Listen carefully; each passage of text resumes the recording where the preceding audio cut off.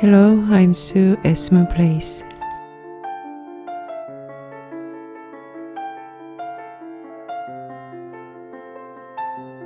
While strolling through an old city that still retained the nostalgic atmosphere of the past, I happened to pass by an old stationery store in front of the elementary school.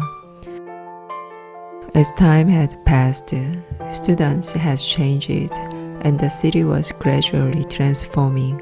However, the sight of the old stationery store with its faded awning, low display shelves filled with worn-out toys, and weathered signboard seemed to play a central role as a place that evoked memories rather than a feeling shabby.